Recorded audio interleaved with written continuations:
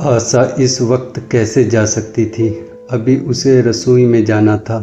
वहाँ से कहीं 12 बजे फुर्सत मिलेगी। फिर घर के दूसरे धंधों पर भी ध्यान देना है। सैर सपाटे के पीछे घर चौपट कर दे क्या। सेठ जी ने उसका हाथ पकड़ लिया और कहा, नहीं, आज मैं तुम्हें रसोई में नहीं जाने दूंगा। महाराज के लिए कुछ ना होगा तो आज उसकी सामत भी आ जाएगी। आशा के मुख पर ये प्रफुल्लता जाती रही, मन भी उदास हो गया। एक सोफा पर लेटकर बोली, आज न जाने क्यों कलेजे में मीठा मीठा दर्द हो रहा है। ऐसा दर्द कभी नहीं होता था। सेठ जी घबरा गए। यह दर्द कब से हो रहा है? हो तो रहा है रात से ही, लेकिन अभी कुछ कम हो गया था, अब फिर होने लगा है। रह रह कर जैसे चुभन हो जाती है। सेठ जी एक बात सोचकर दिल ही दिल में फूल उठे। अब वे गोलियां रंग ला रही थी। राजवैद्य जी ने कहा भी था, जरा सोच समझकर इनका सेवन कीजिए। क्यों ना हो, खानदानी वैद्य हैं। उनके बाप बनारस के महाराज के चिकित्सक थे। पुराने और परिचित नुस्खे हैं उनके पास। उन्होंने कहा, तो रात से ही दर्द हो रहा है? तुमने मुझसे कहा नहीं तो वैद्य जी को दवा मंगवा लेता। मैंने समझा था आप ठीक हो जाएगा, मगर अब बढ़ रहा है। कहाँ दर्द हो रहा है, जरा देखूं, कुछ सूजन तो नहीं है? सेठ जी ने आशा के आंचल की तरफ हाथ बढ़ाया। आशा ने शर्माकर सिर झुका लिया। उसने कहा, यह तुम्हारी शरारत मुझे अच्छी नहीं लगती। मैं अपनी जान से मरती हूँ और तुम्हें हंसी सूझती है। जाकर कोई दवा ला दो। सेठ जी अपने पुरुषत्व का डिप्लोमा पाकर उससे कहीं ज़्यादा प्रसन्न हुए, जितना राज बहादुरी पाकर भी ना होते। इस विजय का डंका पीटे बिना उन्हें कैसे चैन आ सकता था। जो लोग उनके विवाह के विषय में द्वेष में टिप्पणियां किया करते थे, उन्हें नीचा दिखाने का कितना अच्छा अवसर हाथ आया है। और इतनी जल्दी। पहले पंडित जी भोलानाथ के पास गए और भाग्य ठोंक कर बोले, भाई मैं तो बड़ी विपत्ति में फंस गया। कल से उनके कलेजे में दर्द हो रहा है। कुछ बुद्धि काम नहीं करती। कहती हैं ऐसा दर्द पहले कभी नहीं हुआ। भोलानाथ ने कुछ हमदर्दी न दिखाई। सेठ जी यहाँ से उठकर अपने दूसरे मित्र लाला फागलमल के पास पहुँचे और उनसे भी लगभग इन्हीं शब्दों में यह शोक संवाद कहा। फागलमल बड़ा सोहदा था। मुस्कुराकर बोला, मुझे तो यह आपकी ही शरारत लगती है। सेठ जी बाँछें खिल गई। उन्होंने कहा, मैं अपना दुख सुना रहा हूँ और तुम्हें दिल लगी सूझ रही है। जरा भी आदमीता नहीं है तुम में। मैं दिल लगी नहीं कर रहा हूँ, इसमें दिल लगी की क्या बात है। वे हैं कमसीन कोमलांगी, आप ठहरे पुराने लठैत दंगल के पहलवान। बस अगर यह बात ना निकले तो मूंछ मुड़वा लूँगा।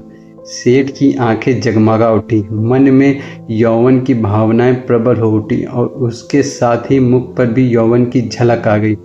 छाती जैसे कुछ फैल गई। चलते समय उनके पग कुछ अधिक मजबूती से जमीन पर पड़ने लगे और सिर की टोपी भी ना जाने कैसे बांकी हो गई। प्राकृतिक से बांकमपन की शान बरसने लगी। जुगल ने आशा के सिर के पांव तक जगमगाते देखकर कहा, बहू जी आप इसी तरह पहने ओढ़े रहा करें, आज मैं आपके चूल्हे पर ना जाने दूंगा। आशा ने नयन बाण चलाकर कहा, क्यों आज यह नया हुक्म क्यों? पहले तो तुमने कभी मना नहीं किया। आज की बात दूसरी है। जरा सुनूं क्या बात है। मैं डरता हूँ आप कहीं नाराज ना हो जाएं। नहीं नहीं कहो, मैं नाराज ना होंगी। आज आप बहुत सुंदर लग रही हैं। लाला डंगामल ने असंख्य बार आशा के रूप और यौवन की प्रशंसा की थी, मगर उनकी प्रशंसा में उसे बनावट की गंध आती थी। वह शब्द उनके मुख से निकलकर कुछ ऐसे लगते जैसे कोई पंगु दौड़ने का चेष्टा कर रहा हो। जुगल के इन शब्दों में एक उन्माद था, नशा था, एक चोट थी। आशा की सारी देह प्रकंपित हो उठी। तुम मुझे नजर लगा दोगे जुगल, इस तरह क्यों घूरते हो? जब यहाँ से चला जाऊँगा तब आपकी बहुत याद आएगी। रसोई पकाकर तुम सारे दिन क्या किया करते हो, दिखाई नहीं देते? सरकार रहते हैं इसलिए नहीं आता। फिर अब तो मुझे जवाब मिल रहा है, देखिए भगवान कहाँ ले जाते हैं। आशा की मुख मुद्रा कठोर हो गई। उसने कहा, कौन तुम्हें जवाब देता है? सरकार ही तो कहते हैं मुझे निकाल दूंगा। अपना काम किया जाओ, कोई नहीं निकालेगा। अब तो तुम फुलके भी अच्छे बनाने लगे। सरकार हैं बड़े गुस्सेवार, 2-4 दिन में उनका मिजाज ठीक किए देती हूँ। आपके साथ चलते हैं तो आपके बाप से लगते हैं। तुम बड़े मुंहफट हो, खबरदार जबान संभाल कर बात किया करो। किंतु अप्रसन्नता का यह छीना आवरण उसके मनोरहस्य को छिपा न सका। वह प्रकाश की भांति उसके अंदर से निकल पड़ा। जुगन ने फिर उसी निर्भीकता से कहा, मेरा मुंह कोई बंद कर ले, यहाँ सो सभी कहते हैं। मेरा ब्याह कोई 50 साल की बुढ़िया से कर दे तो मैं घर छोड़कर भाग जाऊं, या तो खुद जहर खा लूं या उसे जहर देकर मार डालूं, फांसी ही तो होगी। आशा ने उस कृत्रिम क्रोध को कायम न रख सकी। जुगल ने उसकी हृदय वीणा के तारों पर मिजराब की ऐसी चोट मारी थी कि उसके बहुत सारे जब्त करने पर भी मन की वृथा बाहर निकल ही आई। उसने कहा, भाग्य भी तो कोई वस्तु है, ऐसा भाग्य जाए भाड़ में। तुम्हारा ब्याह किसी बुढ़िया से ही करूँगी, देख लेना। तो मैं भी जहर खा लूँगा, देख लीजिएगा। क्यों, बुढ़िया तुम्हें जवान स्त्री से ज़्यादा प्यार करेगी, ज़्यादा सेवा करेगी, तुम्हें सीधे रास्ते पर रखेगी।